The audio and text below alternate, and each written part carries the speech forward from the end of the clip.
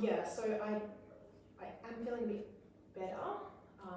So I think I am ready to kind of tell you a bit more about like what happened when I was younger. Yeah. So it was like when I think I was like 15, because it was like my very first job. Like I know that's pretty young to get a job, but like country. Yeah. And I used to finish really, really late. Yeah. And like I needed to wait to get picked up, but I had to like walk from this like building, and I had to walk like basically down this kind of alley area to go like to the place I needed to wait to get picked up. And my friend who I worked with used to go with me every time. Yeah. Just to like, because I was a little bit scared. Yeah. But this one time, like she just didn't want to. I think she was just like staying back or whatever. So like I wanted her to come with me, but she didn't. And then I was walking through that like dark area, and it was like still really dark. Yeah.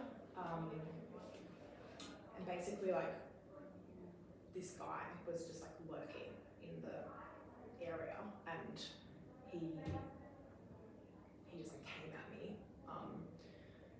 And like I don't really remember much about what happened in the moment, but I know that like yeah, it was pretty bad. Like I had to report it, and like there was like sexual stuff, and like I had like heaps of bruises, and like I don't even really remember the actual moment, but yeah, it was something that like I haven't been able to kind of let go of since then. So it still kind of affects me now, and it's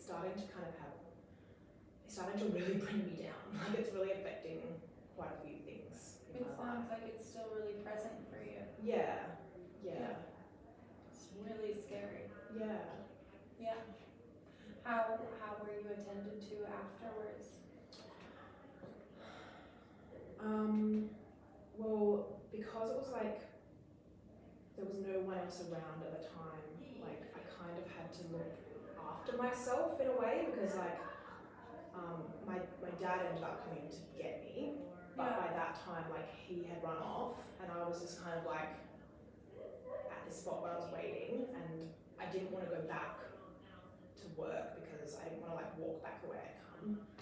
So basically just had to like wait until my dad got there, and then when he got there, like it was good, like he was really caring, and like, but he also was just like, oh, I'm gonna bash that guy up. Like he went into like dad mode, and I just like didn't really, like he was more focused on like bashing that dude up and getting really angry at him, but actually like I was really like vulnerable, so I kind of kind of needed him to focus a bit more on me at that moment. So like it wasn't great, but like I had the care and stuff afterwards, and like everyone kind of attended to me, and like we went and got all the stuff done. But I just feel like I can't get rid of that feeling. I don't know if that makes sense. It does make sense. Yeah. And I appreciate you sharing that with me, Lexi. That would have, I don't know if you shared this before, but it sounds like a pretty scary thing even to talk about. Yeah, like my closest friends know about it, but it almost feels like I feel like a bit of an idiot, because like it was so long ago for one thing, so it's kind of like I feel like I should be over it. But also like just these little things that kind of keep happening that make me feel really scared are just like stupid. Like nobody really gets it, because I'm like scared of really stupid things basically. It sounds like it's still impacting you. Yeah. Even today, which you said before, it's still feeling very active for you, but are you able to tell me a little bit about how it's coming up in day-to-day life now? Yeah, so basically like I never used to be scared of the dark when I was a kid, but since that, like I've been so scared of the dark.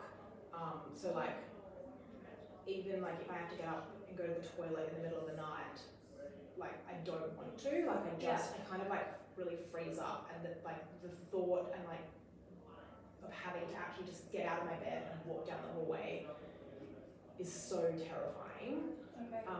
So like if I really have to go, I will, but it's almost like it's just like a feeling of terror that happens when I have to do that.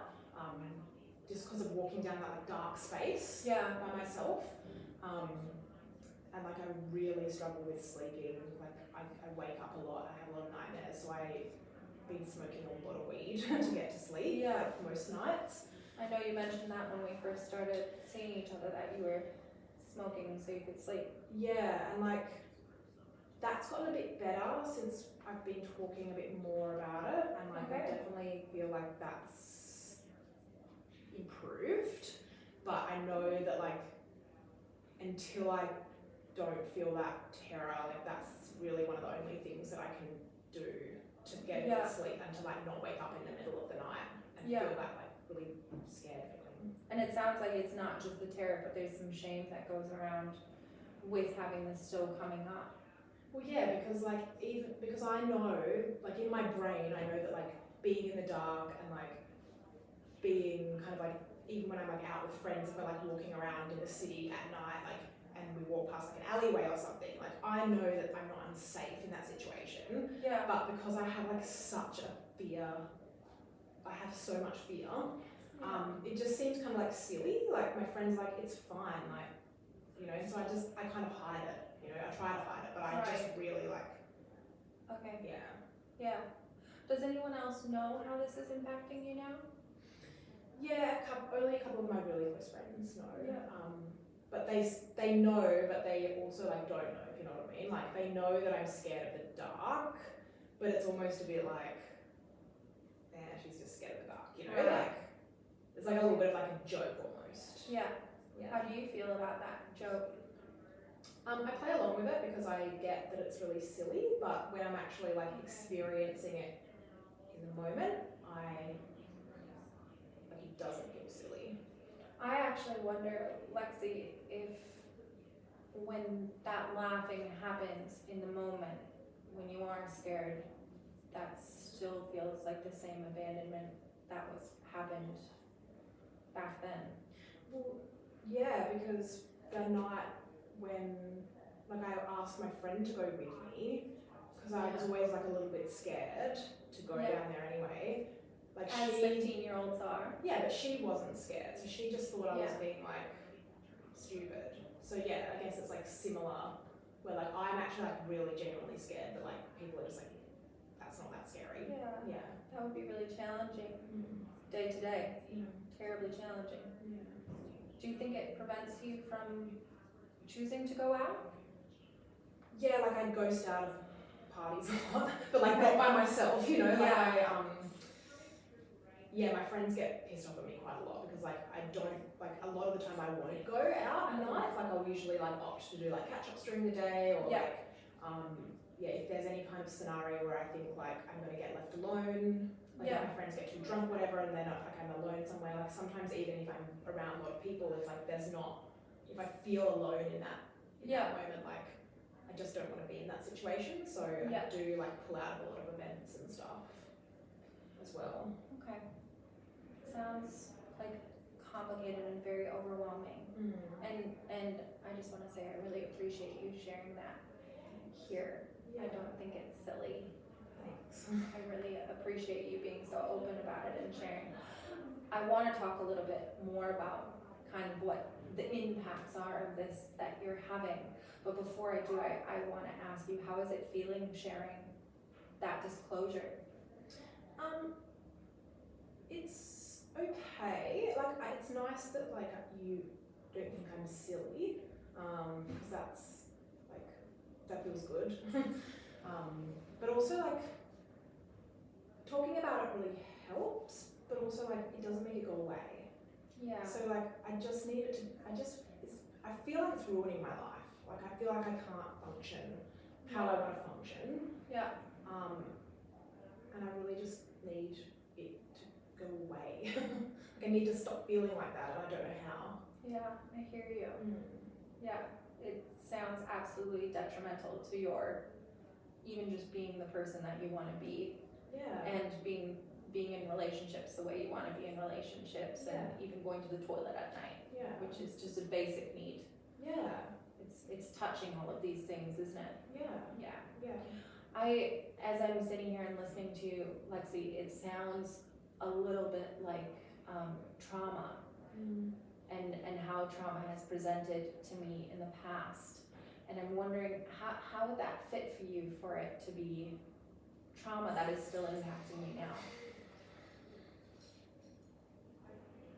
Like, I get that what happened to me was a trauma. Like, I get that. But that was a long time ago now. So, like, that happened. And then now, like, going to the toilet at night is not traumatic. Going to, like, a club with my friends is not traumatic. Like, all the situations, like, I haven't had any kind of traumatic event since then. Yeah. So I don't get how it's trauma now. Yeah. It sounds like the disparity between safety now and non-safety then. Like, it makes sense that that was unsafe, so that was a trauma, but now you are safe, and so you don't understand why you're still feeling that way. Yeah. Is that right? Exactly. Yeah. The way I like to think about trauma is that it's living and breathing, and it can continue to attend to us and follow us if we don't attend to it. Okay. And that's partly because of how it shows up in the body. What happens when you go through a traumatic experience is that we're pushed out of this window of tolerance that is our normal interactions every single day, and how we feel impacted by stress and by love and all of the things that we normally interact with. But what happens when we go through a trauma is it is pushed right out of that window. And then in the future, once the trauma finishes, we can continue to get pushed out of that window because our nervous system is a little bit confused. Okay. And it sounds a bit like that's what's happening now for you, that it's continuing to get pushed out even though the trauma's stopped. Yeah.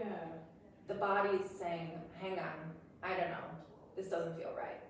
Yeah, and it's like in those kind of situations that are like similar Yeah. to back when that happened. Yeah. So yeah, I guess like it's like a similar reaction that I'm having. Yeah. Yeah. Yeah, definitely. Yeah. I hear you. So how do I get rid of that? Yeah, look, it's a lot because you've described the relational ways that it's impacted. You know, you're struggling with friends, and it sounds like, you know, something that's coming up is friends are almost triggering the same feeling that you felt by this abandoned friend when you were young. And then you're having the sleep issues as well. And then, you know, it's touching you in a lot of ways. So I was thinking if maybe we start doing some trauma processing so that it doesn't continue to follow you around. So what is that? what I don't know what that is. Well, we've done some of it already. So we've done a little bit of stabilization, and that is just get to know each other and settle a little bit. You mentioned that when you started counseling, you were smoking a lot of weed to get to sleep, and since talking and just being attended to and getting some of that care, that has settled a little bit. Yeah, definitely. And I can tell in other ways you're feeling a little bit more settled. When you first came in, you're feeling quite anxious, and now you're quite comfortable to come and tell me all the things. Yeah, no, I do. It has helped a lot. Yeah. So that's part of it. That's the first step. Is we kind of get to this stable point where we know you're really safe. Then we would go into trauma processing. And my idea for trauma processing would be imagery rescripting. Sorry. You're okay. Would be imagery rescripting. And imagery rescripting is stepping into an image that feels vulnerable, feels really wrong. We're not doing that to relive that experience. So we will actually stop the image before we ever enter into the really scary part. Okay? But then what we're going to do is attend to the needs that you needed met in those moments. So we're going to be the friend and say, I'm going to walk with you. Okay. Or be dad and ask, are you okay in this moment? Yeah. Not be angry. Yeah, okay. We're going to start doing this. We can start with safe memories and then move to current difficulties, like what you explained, walking down the hallway at night and going to the bathroom, that felt very scary. And then we can go to more vulnerable memories that are more historical, like the one you're describing. Yeah, okay. And the idea of this type of processing is that it will bring down the reactivity, so it will manage that nervous system and bring it back down, so those things don't feel quite so reactive. Okay. Does that make sense? Yeah, so if you're gonna like come in and like help me in that kind of like story, but then like if I'm at home by myself then and you're not there, like how does that work? That's a great question. So what we'll do is we'll start by me being the one to come in to your image, and we can be really playful with it. I know that sounds ridiculous because it's trauma and it shouldn't be playful, but we can be playful. Yeah, okay. And we can do what we need to meet your needs. Okay. So I, as a therapist, will come in and do that for you at the beginning. Eventually, we're going to go through a bit of a transition where your adult self is going to step into the image. Okay. And you're going to meet those needs. Yeah. Because exactly like what you said about how right now you're safe, you're not in the trauma anymore, you can actually attend to yourself to meet safety needs because you are safe. It's not that time anymore. Okay. Does that make any sense? Yeah, so like I'm coming in kind of instead of you and I'm like taking care of myself and then I'm not as scared Yeah. in that moment. Yeah. Yeah, okay. And it makes a lot of sense that you know, you mentioned you don't remember a lot of what happened at that time. It was really scary, and all of those things are the body's way of keeping us safe. It's too scary, too horrible to be a part of, so we just step away, our minds step away from it a bit and give us space from it. But now, in our safe moments, we're gonna look after you. Does that sound okay? Yeah. Okay. Yeah, that sounds really good. So I was thinking maybe we'll do a little bit more stabilization and then we can go down that journey. Yeah, I'd like to try that.